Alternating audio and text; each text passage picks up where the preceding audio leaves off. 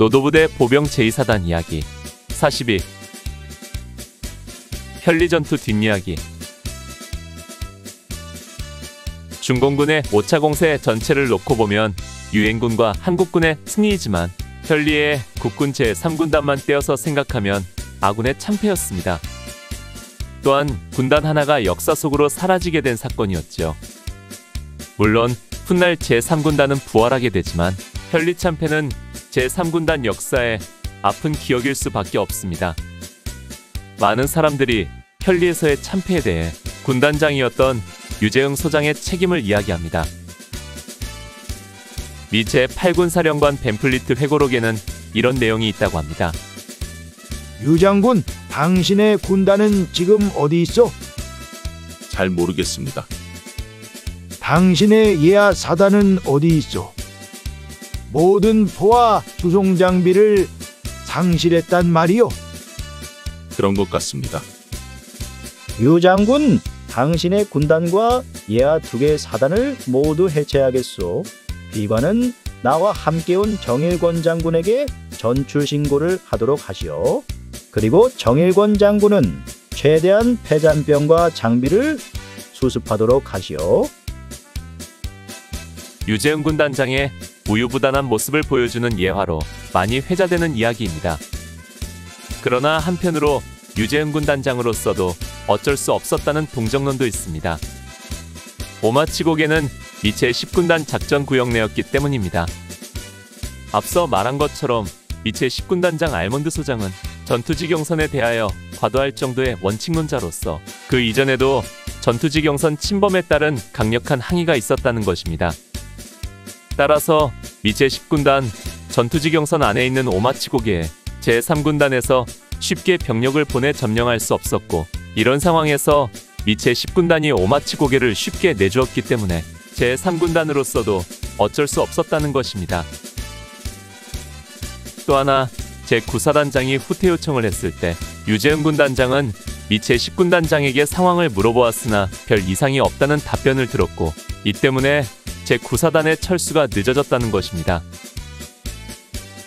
그러나 유재흥 군단장이 현리로 날아왔을 때 곧바로 하진부리로 돌아갈 것이 아니라 현장에서 좀 더 지휘 통제를 하면서 오마치고개 등 퇴로를 뚫었더라면 하는 아쉬움은 남습니다.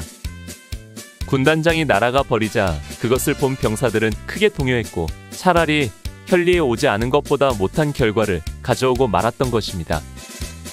또 하진부리로 돌아간 군단장이 창촌으로 퇴각하라고 작전명령을 내리고 군단장이 지원하력으로 돕겠다고 했으면서 창촌을 확보하지 못함으로 더 큰 피해를 입었다는 것은 유재흥 군단장의 책임이라 할 것입니다. 현리 참패와 3군단 참패 이야기를 마치면서 덧붙일 이야기는 당시 국군 제3사단장이었던 김종호 준장에 대해 아쉬워하는 사람들이 많이 있다는 것입니다. 김종호 장군은 우리가 잘 알다시피 6.25 개전 초기 제6사단장으로 춘천 홍천 전투에서 적들을 잘 막아내어 북한군이 수도권 배후로 우회기동하여 아군을 포위선멸하려 한 계략을 분쇄시킨 장본인이었습니다. 그런 그가 현리에서는 거의 힘도 써보지 못하고 폐주대열에 합류한 것은 이해가 되지 않는다는 것입니다. 특히 현리와 인제 등은 그가 제6사단장으로 있을 때 예하 제2연대의 방어구역이었기 때문에 지형과 지리에 대해 잘 알고 있었습니다. 그럼에도 제대로 작전 한번 해보지 못하고 패주했습니다. 또한 앞서 말한 것처럼 제3사단 예하 제18연대는 100골 중에 100골연대로 최강의 전투력을 가진 부대였는데 제9사단 제30연대가 패주하자 오마치에 대한 공격조차 시도해보지도 않고 함께 패주대열에 합류했다는 것도 이해가 되지 않습니다. 내 생각에 전쟁 초기 제6사단이 중동부전선을 사수할 때는 김종호 사단장이 그 지역의 최고사령관으로 예하 연대들을 지휘하여 전투를 치렀습니다. 그러나 현리전투 때에는 제3군단의 예하였고 인접사단과의 관계 그리고 전투지경선 문제 등으로 김종호 사단장 독단으로 작전을 펼치기 쉽지 않은 상황 때문이 아니었나 생각됩니다. 김종호 장군은 다음 해인 1952년 10월 육군소장으로 제9사단을 이끌고 백마고지 전투에서 승리함으로 현리에서의 치욕을 완벽하게 갚을 수 있었습니다. 훗날 12.12 사태 때 육참총장이었던 정승화 장군이 편리전투 시 김종호 장군 휘하 대대장으로 참전했다고 합니다. 대대장 보인과 함께 편리전투에 참전했는데 후퇴 도중 부대원들과 떨어져서 혼자 남았다가 중공군에게 포로로 잡혔답니다.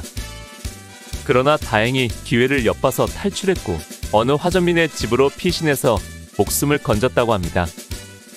이후 정승화 장군은 자기의 목숨을 구해준 이 화전민에게 보답으로 이런저런 도움을 주었다는 이야기도 전합니다. 인터넷에 보면 이 당시 제9사단장이었던 최석소장에 대해서는 평가가 그리 좋지 않습니다. 성격이 괴팍하고 만만치 않아서 부하들이 많이 힘들어했다는 것입니다. 박정희 전 대통령이 최석사단장 밑에서 사단참모장으로 있었는데 사단장과의 불화로 편리전투 직전 다른 부대로 전출을 갔다는 이야기도 있습니다.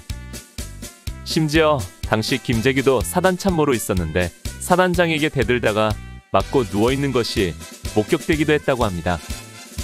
그래서 그랬는지 최석소장은 나중에 이승만 정권이 물러나고 제2공화국에서는 제3군단장까지 올랐다가 5.16 이후 예편당했다고 합니다.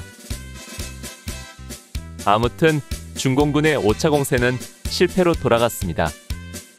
오마치고개를 점령하고 편리에서 국군 제3군단을 해체시킬 만큼 아군을 위기에 빠뜨렸지만 결국 홍천으로 진격하지 못했고 용문산에서 참패를 당함으로 적들은 패주했습니다. 아군은 패주하는 적을 쫓아 화천댐 저수지의 적들을 수장시켰고 화천 저수지는 오랑캐를 깨뜨린 호수라는 의미로 이승만 대통령이 8.55라는 새로운 이름을 주어 지금까지 8.55로 불리게 되었습니다. 이때 8.55에는 엄청난 중공군 전사자 시신이 떠올랐고 많은 인력을 동원하여 시신을 건져냈다고 합니다. 그래도 그 후 10여 년 이상 8.55 물고기는 사람을 먹은 고기라 해서 잡아먹지 않았다는 이야기도 전합니다. 한때 전 정권에서 중국과의 관계를 고려하여 8.55라는 이름을 대봉호로 바꾸자는 의견이 있었으나 반대에 부딪혀 무산되기도 했습니다. 이렇듯 5월 16일에 시작된 중공군 제5차 공세 2단계 공세인 5월 공세는 조중연합 공산군의 대참패로 끝나고 유엔군과 국군은 5월 23일부터 반격으로 전환하여 전선을 밀어올립니다. 이로 인해 동부전선은 38도선에서 훨씬 북으로 쳐올라간 화천 백암산과 양구 해안분지인 펀치볼 그리고 동해안 간성에 이르는 전선으로 고착화되고 이후 2년여간 피비린내 나는 고지전과 소모전으로 이어지게 됩니다. 오늘 추억여행에 함께 해주셔서 감사합니다. 다음 이야기를 기대해주시고 구독과 좋아요 부탁드립니다. 당백